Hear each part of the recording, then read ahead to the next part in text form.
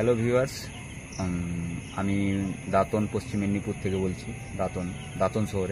দাঁতন শহরে প্রথমবার কিং কোবরার বাচ্চাকে দেখা গেল।